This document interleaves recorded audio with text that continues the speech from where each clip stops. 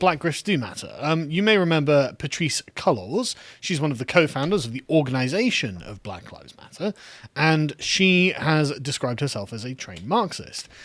She's the protege of Eric Mann, a former agitator of the Weather Underground domestic terror organization, and she apparently is a Marxist-Leninist, according to her own viewpoint. She says, we do have an ideological frame. Myself and Alicia, in particular, are trained organizers. Now, this is in the Alinsky use of the term organizer. This isn't someone who organizes birthday parties. These are people who organize revolutions. Read Rules for Radicals if you don't know anything about this. It's not very long, and it's really, really interesting, and you really should read it. We're trained Marxists. We're super versed on sort of ideological theories. And I think what we really try to do is build a movement that could be utilized by many, many black folk. And in that movement, she managed to raise $90 million last year. That's pretty good. And this is specifically for the Black Lives Matter Global Network Foundation. So there are lots and lots and lots of different organizations that operate under the general term Black Lives Matter. It's been estimated that they've raised $1 billion, possibly more, but like altogether, who can know? There's no tally. But the Black Lives Matter Global Network Foundation raised $90 million last year. And Patrice Cullors told the Associated Press that they need to reinvest in black communities. One of our biggest goals this year was taking the dollars we were able to raise in 2020 and building out the institution we've been trying to build for the last 7.5 years. And that presumably is giving black people money, building things for black people. It's hard to know. Before we go on, though, it's worth noting that Black Lives Matter have publicly been opposed to the Western prescribed nuclear family. This was on their website. They got a huge amount of criticism for it because it sounds terrible. This is the quote: "We disrupt the Western prescribed nuclear family structure requirement by supporting each other as extended families and villages that collectively care for one another, especially our children, to the degree that mothers, parents, and children are comfortable." Mission accomplished, I guess, if you look at the rate of broken families in the black community. It seems they've successfully disrupted the Western prescribed nuclear family structure, and I guess they're comfortable with literally 75% of black children being born to single parents. With wonderful results. Amazing results. Yeah. Just incredible. They've the best results, which is why all of the highest earning demographics of society have strong family structures, incidentally. And it turns out that in America, black people are pretty much at the bottom, and it's because of their family structure. But incidentally, this isn't a prophecy. Something Black Lives Matter celebrate. It kind of it's the core of the activist base that they're relying on here. But what's interesting though is I read I can't remember which Thomas Sowell book it was. But in the book, he was pointing out that, look, if you compare like for like, say married white families with married black families, the difference is actually only about 10 grand a year in earnings, something like 77,000 to 68,000 or something like that. And so between white and black, so it's actually not that there's a massive differential if they follow a similar life path. But the problem is they don't follow the same life path, and they don't get married, they have kids out of wedlock, and they don't get educated, and therefore the black community is in a downward spiral, whereas the other communities aren't in this downward spiral. But anyway, this is why Black Lives Matter got all of this backlash, because it's so patently obvious that depriving children of a healthy home life is an evil thing to do. And it's not good for them. But it is good for Black Lives Matter. And at the end of all of this, Patrice ended up with 4 homes, which is nice. I don't have 4 homes. How many homes do you have? None. Wow, you want to start advocating for Black Lives Matter, Callum? Yeah, maybe I do. Yeah, maybe you do, because I mean, like, this was on the heels of her buying that $1.4 million compound. And that's 4 homes since 2016. Since 2016. Now, I mean, like, nothing I've ever owned could be described as a compound. It's just, especially not for $1.5 million. In a very remote and privileged Los Angeles neighborhood. She obviously owns 4 other homes. 3 other homes. Sorry, Bernie Sanders looking like the second most successful Marxist grifter in America, with only 3 homes. But yeah, this is only 3. Only 3. What a loser. He's not Marxisting hard enough. He really needs to get on that. But yeah, so I mean, and all of these homes are amazing. The cheapest one is $400,000. The other ones are $590,000, and then about $720,000. And it's like, wow, that's incredible. Like, I just don't own anything that expensive. And then won $1.4 million. Yeah.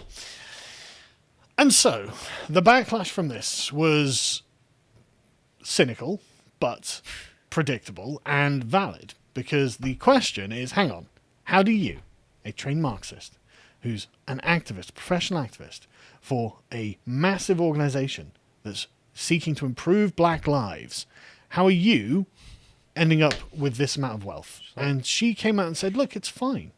It's fine. I'm a libertarian now. Yeah, exactly. Based capitalist Marxists have arisen out of the black community to show everyone that Marxism can actually be incredibly profitable. You can make a lot of money being a Marxist. Now, we already knew this from BreadTube, but it's nice to see that this is a universal rule. It's not just online internet grifters who can make millions being Marxists. It's people in real life as well. Let's watch the clip. Also a critique, though, from the left that would say, if you are a trained Marxist, if we're talking about a certain kind of radical politic, that extravagant homes of any sort or multiple properties of any sort is itself contradictory to the ideology that you hold. And so it's not about having money per se, but that it's about, or about property per se, but it's about there being a potential contradiction between your expressed politics and your lived practice. Sure. And I think that is a critique that is wanting. And I say that because the way that I live my life is in direct support to Black people, including my Black family members, first and foremost. And for so many Black folks who are able to invest in themselves and their community, they choose to invest in their family. And that's what I've chosen to do. I have a child, I have a brother that has severe mental illness that I take care of. I support my mother, and I support many other family members of mine. And so I see my money as not my own. I see it as my family's money as well. It just happens to be in her bank account. Support Black Lives Matter by funding my black family. Yeah. Literally. That's a defense? I mean, it does seem a tad self-serving. But no, what I love about this is not only in... So, it's like the king of Benin or something being like... Yes, it is. Yes, it is. We are going to disrupt the Western prescribed family structure for you, but not for me. I'm going to keep that because I care about my family and they're important to me. Also, we need money for Black people. Who? Me, not you. I need a fourth house. I'm sorry. Like, man, I need money for white people. Specifically me. Just me. It's like... but that's the point. You know, if she's like, well, I'm a Black woman, give me money... it's like a 2-year-old reasoning it. Yes. Well, you have improved Black lives. Mine. I black. My life improved. All good. So, it's just really interesting how this just serves to secure her in her place of owning lots of houses, as every communist should. And this was a great defense of this that I found on The Independent. And I love this so much, right?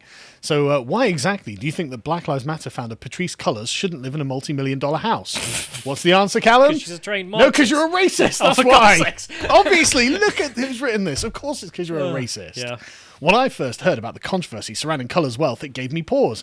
Then I realised that because I'd been conditioned to think about a certain way about the black struggle and black success. I was conditioned to think of it in a Marxist way, not in just capitalist, ruthless capitalism, in which you just take all the money, say you're going to spend it on something, and just keep it for yourself. True communism is being the most ruthless capitalist you can be. Yeah. Based. This is literally, you remember that Australian meme where the leader of Black Lives Matter Australia was just some Australian S poster who just took all the money and was like, like, but she's the head of the foundation. Yeah. And she's taking all the money. He's like, oh man, what are you going to do? Seize the means of production? Don't worry, I patented them all. But anyway, so she says, it's a distraction that's a bitter pill to swallow, not because Cullors has declared her support for Marxism, but because of the timing. We're not asking ourselves why Duante Wright was shot and killed this week. We're asking why a woman who founded a racial justice movement has a multi-million-dollar home. Well, I mean, that is a valid question, though, isn't it? Like, why is she taking donations from the public to help Black people and buying herself lots of new houses? It's also such obvious whataboutery. Yes. What about this going on? Yeah, but you've still got 4 homes? Yeah. Well, it doesn't change the fact. The reaction to Colour's ability to buy a nice house speaks volumes about what we think black people should fight for and what black people should have access to. What an absolute grift! What an absolute grift! Racism! Oh, man. I mean, it's not like there haven't been, like, massively wealthy black people in Hollywood and, you know, the entertainment industry and whatever, in other businesses. But they weren't Marxist enough. Exactly. They weren't Marxists. You know, Kanye West just happens to be a billionaire living up and wherever he lives with his massive homes. And no one's like, Kanye West doesn't deserve those homes because he's black. I see Bernie Sanders now being like, Marxists make up 20% of the population. They should be 20% of the millionaires. Oh, man. But I love this bit, right? I'll be honest. Discovering the Colours could afford to buy a nice house in an affluent part of Los Angeles gave me pause too.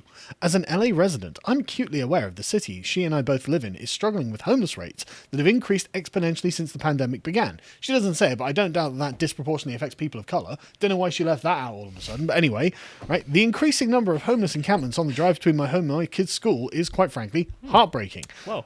But after that pause, I immediately called myself out, right? So if you have a thought that you realise is unorthodox, you have to call yourself out, right? I'm going to cancel myself, comrade. Well, you know, I'm embarrassing the party. I called myself out because I realised that the pause itself was connected to how I've been conditioned to view the black struggle. When we talk about equity, we often look at the lowest common denominator, access to decent, not good schools, functional but not amazing housing, the ability to live our lives without prejudice and not necessarily live our lives to the fullest. You don't have to call yourself out for being concerned about Patrice's grift, lady. The truth is that we've been conditioned to believe that advocates for equality and equity should or do have limited funds. But in reality, really, the whole attitude is upside down. After all, isn't equity about everyone having access to the same opportunities, each according to their need? Everyone deserves a mansion. Everyone needs this $1.5 million mansion. But everyone needs 4 homes as well. Like, the gall to bring up homelessness. Each according to their need, like, Callum. We're talking about a woman with 4 homes, and you're like, yeah, homelessness exists. Yeah, well, maybe 3 of those homes she's not staying in right now. Got a big family, Callum. Don't know what to tell you. I know that you guys don't, because the Marxists broke up your family, which is expressly what Marx and Engels wanted to do. But don't my worry. family... Yeah, my family's just fine. And I'm making stacks of cash. This Marxism grift is great. Death to the nuclear family, except mine. And also death to private property ownership, yeah, but not mine. Except my 4 houses. That's right. God. Equality isn't about people struggling together, it's about thriving and knowing that the only way we can do this is by working together. Social justice movements like the one championed by Colours work towards the understanding that we're all important and should be valued, that Black Lives Matter too. The absolute cope of this article is incredible. It's fine that she owns 4 houses off of all of these donations while black people struggle. That's equity. I mean, you can tell the author understands that she's been sold a lie and this was all a way to, you know, it was a pyramid scheme. I called myself out, though. Yeah. I mean, it literally is the Communist Party members killing themselves not to embarrass the party. Yes. It's embarrassing. That's literally what she's doing in this article. Well, metaphorically. But in 2020, Colours appeared in a video where she confirmed that she believed in Marxism as a philosophy that questions capitalism. We can get to a place where there is a socio-economic system that doesn't oppress some groups of people and only uplifts a few. That's really ironic, isn't it? Like, because the socio-economic position has really uplifted Patrice into her 4th house, while most black people don't actually own their own homes. We'll get to that in a minute. The description of her personal ideology matters. She is not advocating for collectivized farms or a communist dystopia, nor has she ever. She simply believes in questioning the status quo, in challenging economic systems that currently lead to unequal outcomes, and in holding capitalism to account. That's right, guys. Yes. Marxism is just about questioning the status quo. That's all what Marxism ever was. Critical thinking. That's all it ever was. The Bolshevik Party. They were just critics. Just critics of capitalism. Just innocent critics. Mao Zedong was just writing informal letters. Let 100 flowers bloom. She's holding capitalism to account, you see, by being a predatory land-owning capitalist. And I love this last bit of this. There's no reason why a person can't have personal luxuries while running a profitable business and also advocating for racial justice. That's amazing. I agree. Like, I agree. There's no reason, but I'm not a communist. It just reads like Stalin's, self-justification. Like, yeah, he has all the vodka and everything, but no one else needs it. No one else needs food. Just Stalin. There's no reason why the dear leader can't have all the luxuries while I'm working in the farms.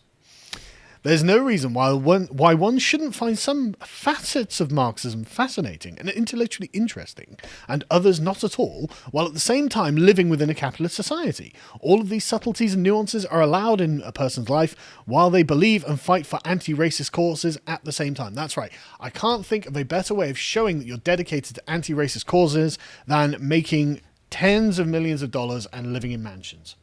That's the best way of demonstrating your dedication to the poor, oppressed, struggling black proletariat. There's no other way of doing it. But so I thought we'd just ask Karl Marx on his opinion on this. So I just went to the Communist Manifesto, and he says the distinguishing feature of communism is not the abolition of property generally, but the abolition of bourgeois property. Wait.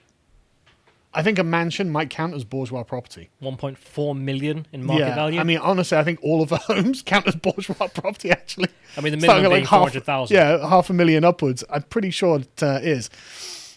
Modern bourgeois private property is the final and most complete expression of the system of producing and appropriating products that is based on class antagonisms of the exploitation of the many by the few. Wow, he sounds like Jeremy Corbyn, doesn't he? But yeah, so ringing any bells, Patrice? Exploitation of the many by those very few people who live in their nice houses. Like, you know how you're a trained Marxist? I assume you read some things? Ding, ding, anything in there? So yeah, I mean, and obviously in this sense, the theory of the communists may be summed up in a single sentence: the abolition of private property. You don't need those homes, lady. Yeah. That's what he's saying. Why can't you put them into the BLM trust or something and then hand it out to random black families? That's a great question. That you want to break up. Why weren't they building big, like tower blocks or something in which these people could be housed? Yeah. Like give them maybe their own plot of land or something and build a nice home on them so they can have a little family farm or something. I don't know. But no, I need somewhere for my bikes. I don't live in a compound with private security. I don't know. But Where anyway, else am I meant to park my cars? Let's let Marx finish his point, because I think he's making a really interesting one here. You are horrified at our intending to do away with private property. He's talking about you, Patrice. But in your existing society, private property is already done away with for 9/10 of the population. Its existence for the few is solely due to its non-existence in the hands of those 9/10. Ooh, this is starting to sound interesting, isn't it, Patrice? You reproach us, therefore, with intending to do away with a form of property, the necessary condition for whose existence is the non-existence of any property for the immense majority of society. In one word, you reproach us for intending to do away with your property. Precisely so. That is what we intend. Wow, I don't know, Patrice. He's making some good points. Maybe we do need to start getting rid of people's property. What do you think? I'm not even sure we'd call it property. I mean, we're four compounds. It sort of sounds like a feudal, lordship. Kingdom, yeah. Okay. We're abolishing duchies as well, Patrice. Yeah. But anyway, yeah. So just to go on to Patrice's, fiefdom. Marx's point, though, is actually underscored by the fact that among black families, only 44% own their own home. Patrice being one of those. For the many, not the few. Oh, no, wait, the other way around. Sorry. But anyway, so as you can see, this is a massive, massive grift from Black Lives Matter. It is literally, I got mine, so screw you. It's for my family, even though you don't need a family. Yep. Don't know what else to tell you. And also, here's my 4 homes. You don't need a home. Nope. Because Marxism is the way, comrades. Yep. Seize the means of production. Anyway, the mother of Breonna Taylor, the Breonna Taylor's family, have also come out and condemned Black Lives Matter. As the Daily Wire reports, her mother said, I could walk into a room full of people who claim to be here for Breonna's family who don't even know who I am. I've watched you all raise money on behalf of Breonna's family who have never done a damn thing for us, nor have we needed it, so talk about fraud. It's amazing to see how many people have lost focus. I say this before I go, so I'm sick of you all, and the last anyone who needs it, I'm enough with this, enough is enough. So, I mean, I don't know how else we can demonstrate that Black Lives Matter is a grift. If the families of the victims haven't got any of the money that has been raised, according to their own testimony, if the founders of Black Lives Matter, despite being communists, are now living the capitalist high life in multiple mansions, I mean, what more would you need? I guess a signed confession?